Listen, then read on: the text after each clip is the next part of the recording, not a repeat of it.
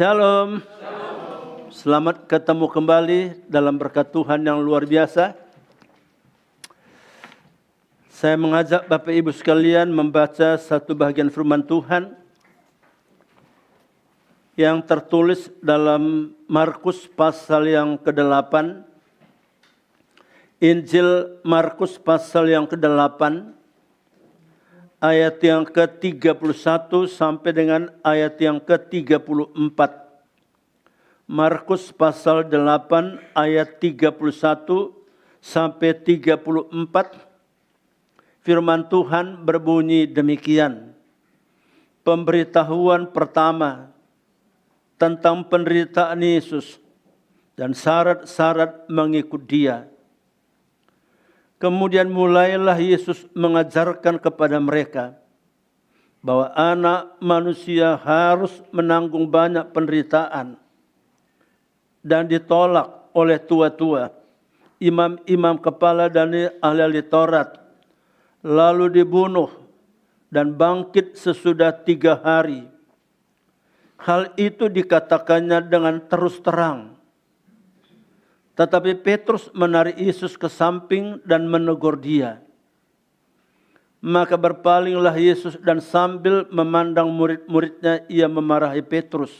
Katanya, "Enyahlah iblis, sebab engkau bukan memikirkan apa yang dipikirkan Allah, melainkan apa yang dipikirkan manusia." Lalu Yesus memanggil orang banyak dan murid-muridnya dan berkata kepada mereka, "Setiap orang yang mau mengikut aku, ia harus menyangkal dirinya, memikul salibnya, dan mengikut aku." Sampai sedemikian jauh pembacaan firman Tuhan. Tema kita pagi hari ini, anak manusia akan dianiaya. Bapak Ibu, kalimat yang sangat menarik dan memberkati saya secara pribadi dari Markus pasal yang ke-8 ini, khususnya dalam ayat yang ke-35 bagian terakhir. Sebab engkau bukan memikirkan apa yang dipikirkan Allah, melainkan apa yang dipikirkan manusia. Ya. Kata yang sangat memberkati saya itulah memikirkan apa yang dipikirkan Allah. Itulah sebagai orang percaya, anak-anak Tuhan. Dan bagi saya pun itu terus menjadi doa. Tuhan tolong saya, bawa saya, bimbing saya untuk memiliki apa yang dipikirkan oleh Allah. Bukan apa yang dipikirkan oleh manusia. Bapak Ibu, saya tidak tahu pagi hari ini seberapa banyak kita memikirkan apa yang dipikirkan oleh Allah. Yang saya mengerti apa yang dipikirkan oleh Allah. Yang dipikirkan oleh Allah yang satu. Orang berdosa diselamatkan. Amin. Hanya itu yang dalam pikiran Allah. Orang berdosa diselamatkan. Karena apa? Alkitab mengatakan apa? Tuhan berkehendak. Tuhan punya kehendak. Tidak ada seorang pun yang binasa, melainkan supaya semua orang diselamatkan. Maka Bapak Ibu, tema kita hari ini adalah dalam garis ini. Ya, ya. Yesus katakan apa? Bahwa anak manusia harus menanggung banyak penderitaan. Anak manusia dalam konteks firman Tuhan ini, jelas ini berbicara tentang pribadi Tuhan Yesus. Mengapa dikatakan harus menanggung banyak penderitaan? Jawabannya tadi. Ya. Karena apa? Ia memikirkan apa yang dipikirkan oleh Allah. Dan Petrus belum sampai kepada pikiran itu. Sehingga dikatakan apa? Kalau dalam bagian lain, janganlah itu hendaknya menimpa kepadamu. Janganlah itu hendaknya mengena kepadamu. Karena apa? Petrus memikirkan apa yang dipikirkan manusia. Ya. Jujur Bapak Ibu, siapa yang mau menderita? Siapa sih mau menderita? Serasa kita pun pendeta, kalau boleh jangan menderita, betul? Ya. Siapa yang mau menderita? Ya. Ya. Maka dalam tema kita hari ini, anak manusia akan dianiaya. Yesus katakan apa? Akan menanggung banyak penderitaan. Ia ditolak. Dalam Alkitab kita tadi, menanggung banyak penderitaan, ditolak, dianiaya, bahkan dibunuh. Untuk tema ini ada 4 catatan yang saya ingin sampaikan dalam waktu yang singkat ini. Apa maknanya bagi kita? Apa maknanya tema ini bagi kita? Yang pertama, lewat Alkitab hari ini, lewat pembacaan firman Tuhan hari ini kita belajar. Yang pertama, apa artinya sebuah ketaatan? Arti sebuah ketaatan. Mengapa anak manusia harus dianiaya? Mengapa anak manusia harus menanggung banyak penderitaan? Yang pertama adalah karena ketaatan. Ya. Kalau kita baca Ibrani pasal yang kelima, ayat 8 dikatakan apa? Sekalipun ia adalah anak, ia telah belajar menjadi taat dari apa yang harus dideritanya. Jadi jelas di sini apa? Penderitaan aniaya yang dialami dan yang harus ditanggung oleh Yesus adalah penderitaan yang diakibatkan yang namanya ketaatan. Kita baca sebentar Ibrani pasal yang kelima, ayat yang ke-8. Kitab Ibrani pasal yang kelima, ayatnya yang ke-8, firman Tuhan berbunyi demikian. Dan sekalipun ia adalah anak, ia telah belajar menjadi taat dari apa yang telah dideritanya. Jadi garis bawah ya Pak, ia telah belajar menjadi taat. Jelas ya. Jadi aniaya, penderitaan, tekanan, penolakan. Karena apa? Karena ketaatan. Maka dalam 1 Petrus pasal yang keempat, ayat 15, Rasul Petrus katakan apa? Yang penting jangan menderita karena dosa. Yang penting jangan menderita karena dosa. Dan saudara, itulah namanya salib. Salib itu berarti apa? Sebuah pengorbanan, penderitaan oleh kenapa? Oleh karena diakibatkan taat melakukan kehendak Tuhan. Itulah namanya salib. Ya. Ya. Jadi tidak semua penderitaannya saudaraku salib. Ya. Jangan juga kita menderita karena kebodohan. Ya. Ya. Ya. Karena tidak disiplin, tidak bisa menguasai diri. Mah kita terganggu, tensi kita naik. Itu bukan salib, itu kebodohan. Betul ya? Sudah tahu kolesterolnya tinggi, makan durian. Sudah tahu kolesterolnya tinggi, makan daging kambing. Dan sebagainya, dan sebagainya. Ya? Ya. Itu namanya kebodohan. Ya.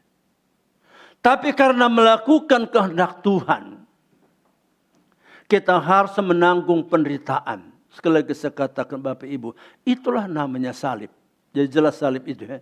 Jadi salib itu adalah penderitaan yang diakibatkan oleh karena ketaatan kita melakukan kehendak Tuhan. Itu namanya salib. Maka jemaat Tuhan yang diberkati oleh Tuhan. Penderitaan yang diakibatkan oleh karena ketaatan. Rasul Paulus katakan apa? Itu kasih karunia. Ya, Filipi 1:29. Itu kasih karunia. Jadi karena ketaatan kita kepada Tuhan, hidup melakukan kehendak Tuhan, taat kepada Tuhan, kita harus menderita. Itu namanya kasih karunia. Jadi ini makna yang pertama. Dan puji Tuhan. Kalau penderitaan karena melakukan kehendak Tuhan. Janji Tuhan luar biasa. Matius pasal yang kelima, 10 dan 11. Berbahagialah, berbahagialah. Ada kebahagiaan. Ada satu ketenangan, ada satu kebahagiaan. Ya. Ya. Maka saya secara pribadi saya alami. Ya. Karena melakukan kehendak Allah. Ada penderitaan, ada satu kebahagiaan. Jadi intinya Bapak Ibu penting, jangan menderita karena dosa. Amin. Jangan kita menderita diakibatkan karena kebodohan. Tapi kalau karena melakukan kehendak Allah, karena salib, kita harus menanggung penderitaan. Kita harus ditekan, kita harus dikucilkan. Puji Tuhan, itulah namanya salib. Ya. Ya. Saya ingat tahun 80, ya, saya tugas di Sulawesi Utara. Lalu sekelompok orang akhirnya dikucilkan. Ya. Dan luar biasa Bapak Ibu. Ya. Semua orang-orang yang aktif terlibat dalam persekutuan doa, kalau ada kantong kolektor pun dilewati, tidak dikasih kantong kolektor. Ada perjamuan pun tidak boleh ikut perjamuan. Ya. Ya. Lalu saya ketemu dengan seorang teman, dialah yang mengembalakan, katakan apa? Inilah bagi kami satu salib. Karena apa? Karena melakukan kehendak Allah dikucilkan. Karena melakukan kehendak Allah mengalami tekanan. Bapak Ibu, itulah Yesus. Anak manusia harus menanggung banyak penderitaan. Ia dianiaya, ia ditolak, ia dibunuh. Ketaatan. Yang kedua, anak manusia harus menanggung banyak penderitaan. Adalah oleh karena apa? Kerendahan hati Tuhan Yesus. Ya. Karena kerendahan hati, hidup dalam kerendahan hati. Ya. Ya. Tuhan Yesus bukan tidak sanggup untuk melawan. Tuhan Yesus bukan tidak sanggup untuk menolak. Tapi dikatakan dalam Filipi pasal yang kedua, kalau kita baca mulai ayat yang ke-6 sampai dengan ayat yang ke-8. Penderitaan yang harus ditanggung oleh Tuhan Yesus adalah penderitaan oleh karena apa? Sekalipun ia adalah anak, tidak menganggap sebagai milik, sebagai dipertahankan. Ya. Sekali lagi, sekalipun ia adalah anak Allah yang punya kuasa, yang sanggup dan mampu untuk menolak. Tapi dia tidak mempergunakan kekuasaannya. Ia tidak mempergunakan haknya. Ya. Saya baca bagi kita Filipi pasal yang kedua. Firman Tuhan berbunyi demikian. Filipi pasal yang kedua, ayat yang ke-6 sampai dengan ayat yang ke-8. Yang walaupun dalam rupa Allah tidak menganggap kesetaraan dengan Allah itu sebagai milik yang harus dipertahankan. Melainkan telah mengosongkan dirinya sendiri. Dan mengambil rupa seorang hamba. Dan menjadi sama dengan manusia. Dan dalam keadaan sebagai manusia ia telah merendahkan dirinya. Dan taat sampai mati. Bahkan sampai mati di kayu salib. Garis bawahnya, ia telah merendahkan dirinya. Jadi sebuah pengorbanan, sebuah penderitaan, sebuah tekanan, sebuah aniaya yang harus dia alami karena apa? Karena kerendahan hati. Itulah salib.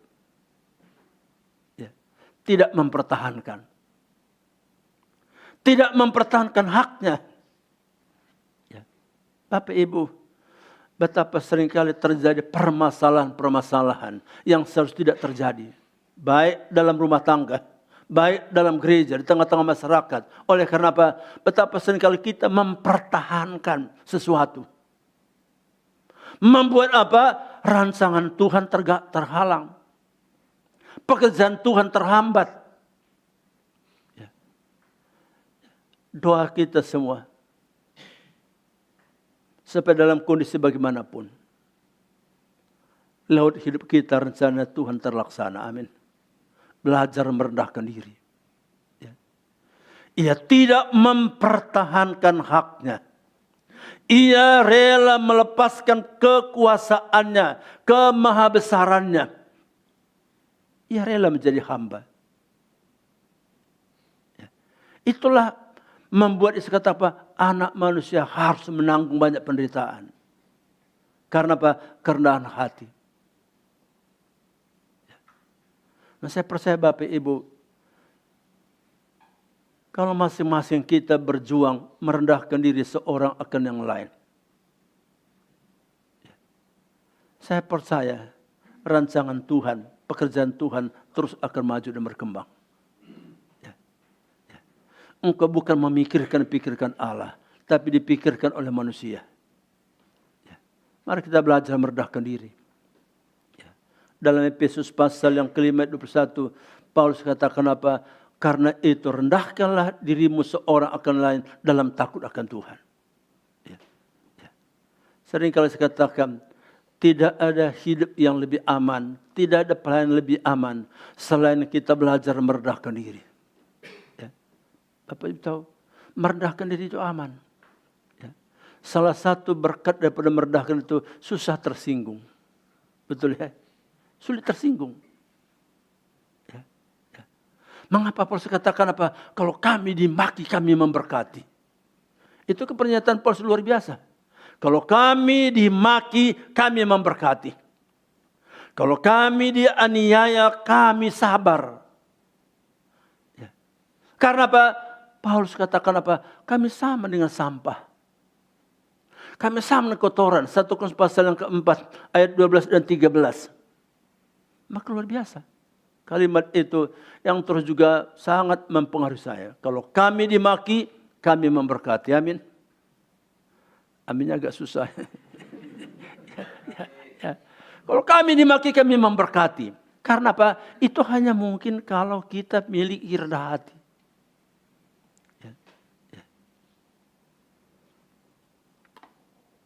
Lalu hal yang ketiga.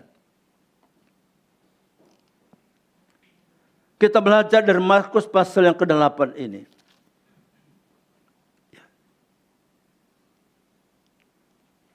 Anak manusia harus menderita. Anak manusia dianiaya.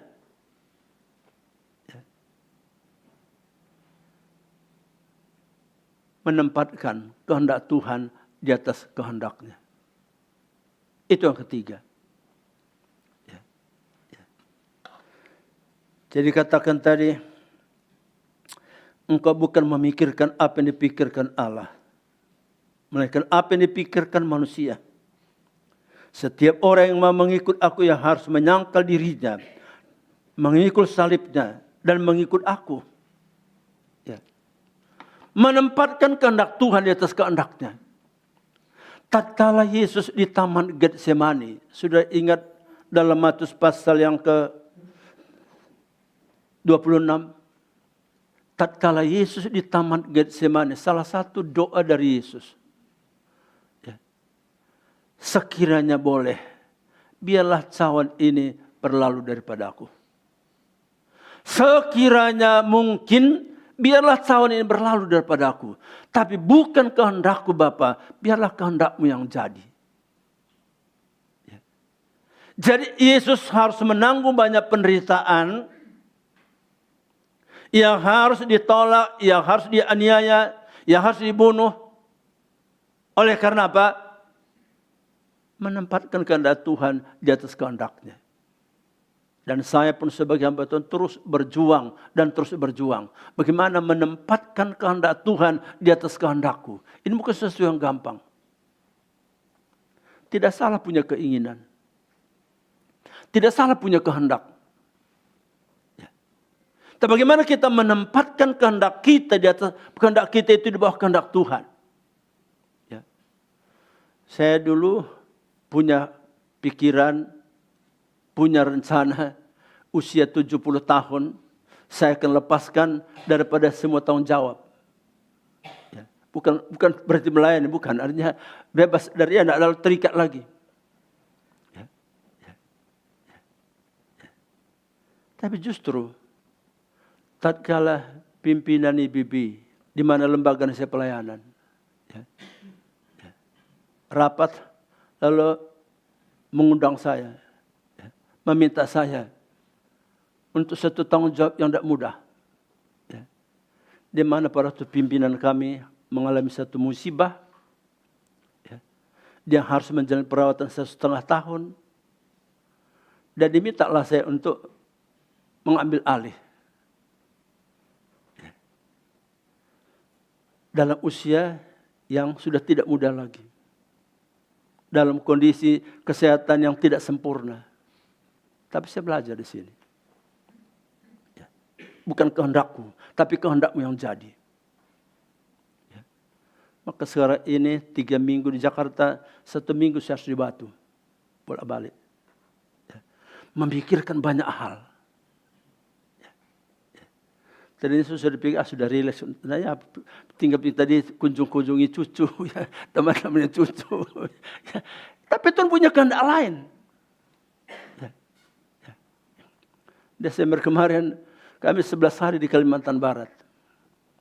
Ya.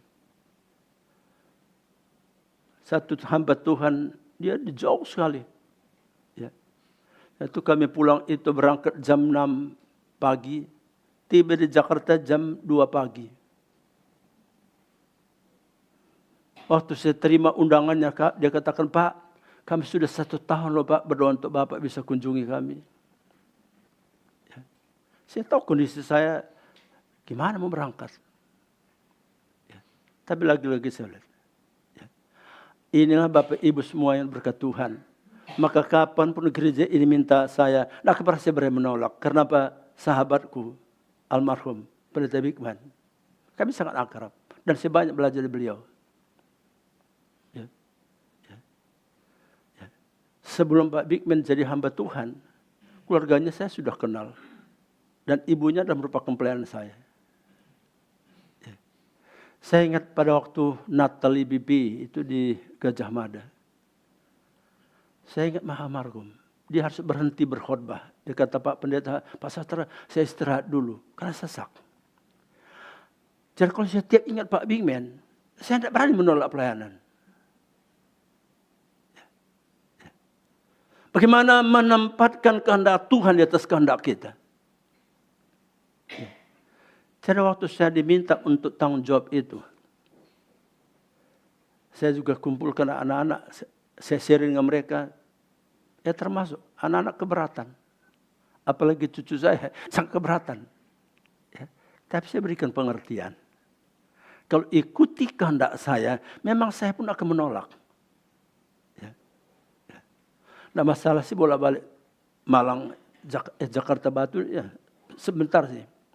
Tapi macam-macam masih dipikirkan. Harus urus ini, urus ini, urus ini. Tapi lagi-lagi Bapak Ibu yang berkati Tuhan. Harus kita belajar di sini. Ya. Bukan kehendakku Bapa, melainkan kehendakmu yang jadi. Itulah salib Bapak Ibu. Itulah penderitaan. Tatkala kita menempatkan kehendak Tuhan di atas kehendak kita. Berarti apa? Pengorbanan.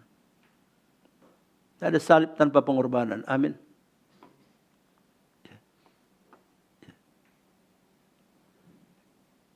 Tapi kita percaya bahwa tatkala kita menempatkan kehendak Tuhan di kehendak kita, ya, ya, tangan Tuhan tidak kurang panjang. Ya. Jadi saya 2 tahun, baru pertama Desember kemarin keluar dalam pelayanan. Dan semua tempatnya jauh-jauh. Ya. 6 hari pertama kami daerah pedalaman Ketapang, pulang 1 hari. Ya. Saya ingat itu berangkat tanggal 8 Desember, pulang tanggal 15. Itu yang berangkat jam 6 pagi, tiba jam 2 pagi di rumah. Ya, melihat itu perjalanan yang ya luar biasa indahnya. Ya, luar biasa indahnya. Ya, ya. Jadi tiba jam 2 di sini, jam 10 sudah ada Natal. tanggal 16. 17 pagi kembali terbang lagi ke Kalimantan Barat. Pulang tanggal 22. Cukup lelah.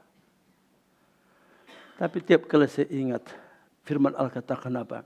Ya, penderitaanmu, pengorbananmu, belum ada apa-apanya. Ya.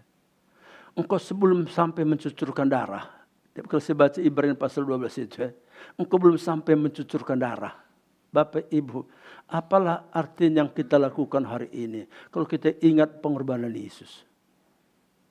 Kalau kita pengorbanan Yesus, belum ada apa-apanya kita buat. Maka sekatakan apa? Memikirkan yang dipikirkan oleh Allah. Ya. Jadi anak manusia akan dianiaya oleh karena apa? Ia memikirkan apa yang dipikirkan oleh Allah. Dan ia menempatkan kehendak Allah di atas kehendaknya. Mari kita belajar juga sebagai hamba-hamba Tuhan. Anak-anak Tuhan. Ya. Jangan paksakan apa yang menjadi keinginan kita. Biarlah apa yang menjadi keinginan Tuhan tercapai. Amin. Kehendak Tuhan tercapai. Dan saya pun bertekad, berkomitmen. Sepanjang berapapun hidup saya akan berjuang untuk melakukan kehendak Tuhan. Ya. Sebagaimana saya sudah pernah menyaksikan, saya bukan orang yang sehat. Ya, puji Tuhan sekarang ini sudah banyak kemajuan. Ya, udah 1 tahun lebih melewati proses ya, pengobatan, puji Tuhan. Ya. Banyak kemajuan. Tadinya di airport sudah pakai kursi roda, sekarang udah bisa jalan-jalan udah biasa. Ya. Ya. Tadinya kalau saya tidur Bapak Ibu, itu bantal sampai 45.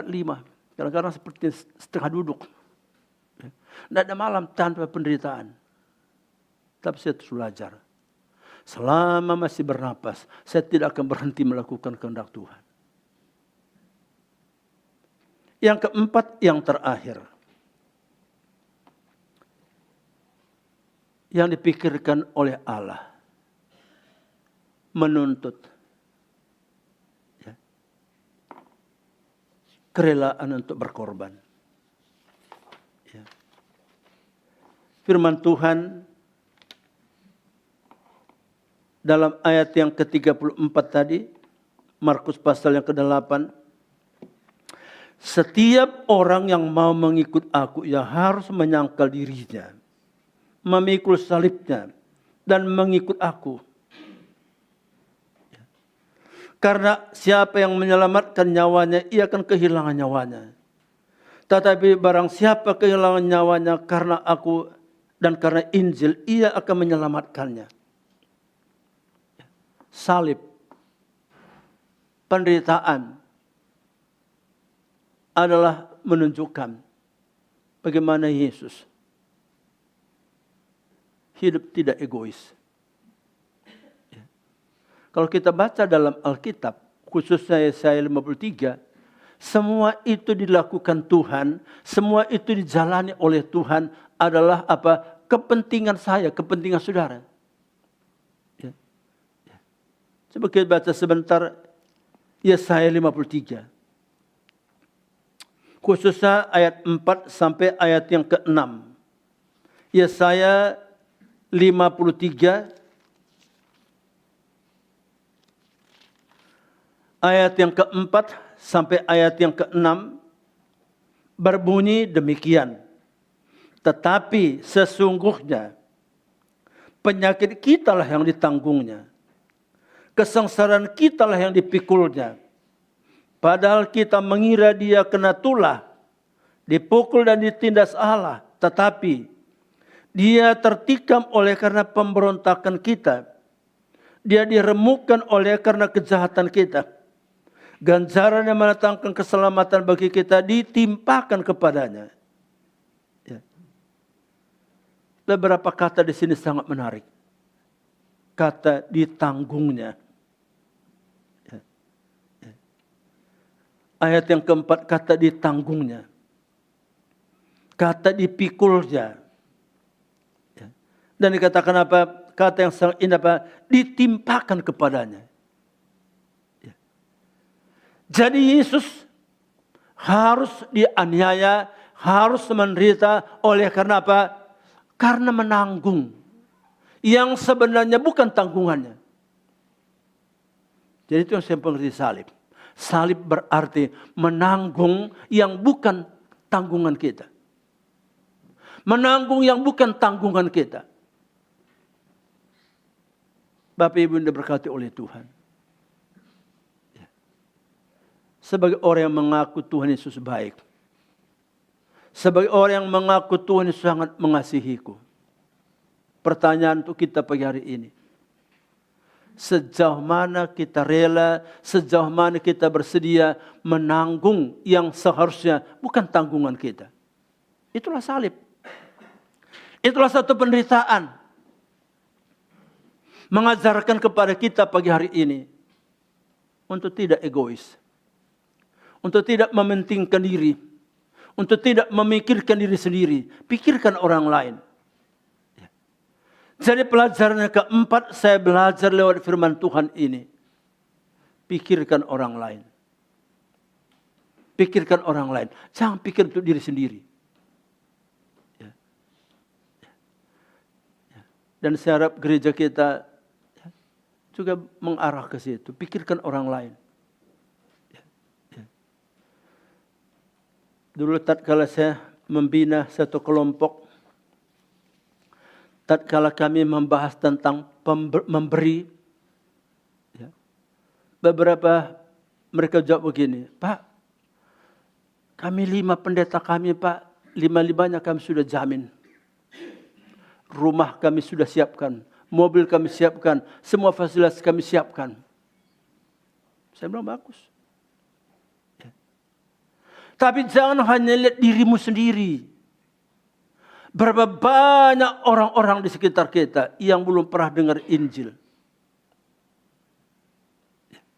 Dan adakah kita juga punya hati seperti itu? Maka itu Bapak Ibu yang diberkati Tuhan, inilah yang mendorong saya sampai hari ini. Dalam usia sudah tidak muda lagi. Bolak-balik ke Pulau Buru. Sekarang kita lihat pelayan di Pulau Buru.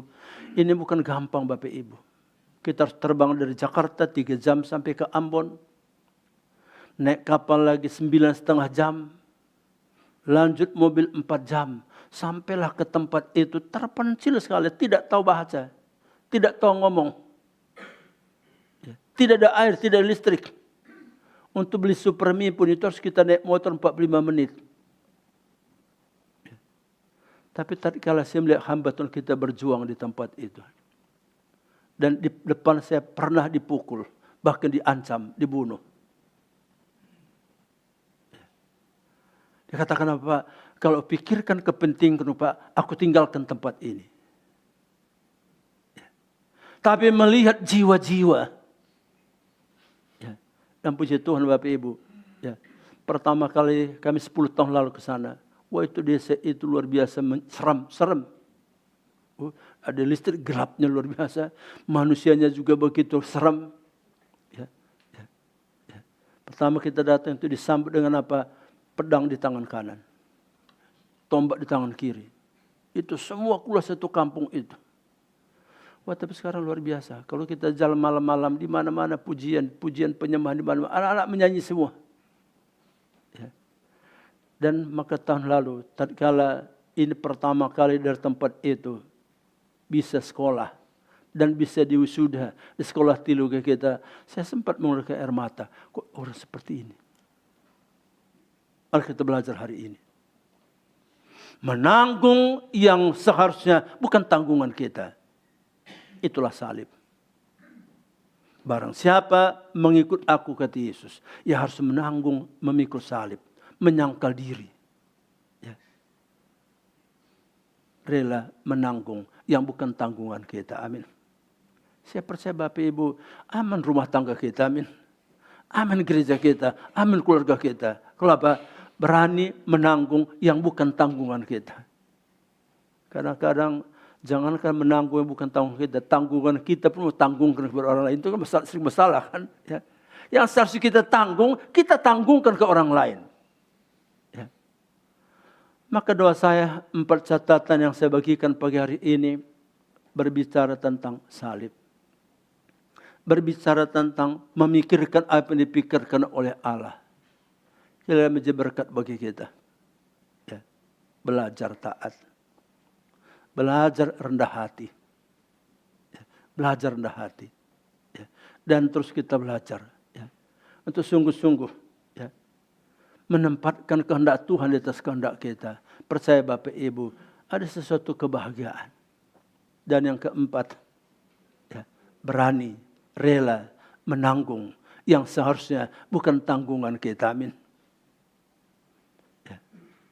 Pikirkan apa yang dipikirkan Allah.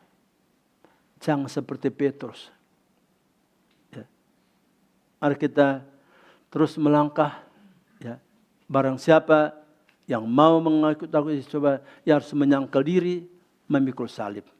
Kiranya firman Tuhan pagi hari ini menjadi berkat bagi kita sebagai orang-orang yang telah diselamatkan oleh Tuhan.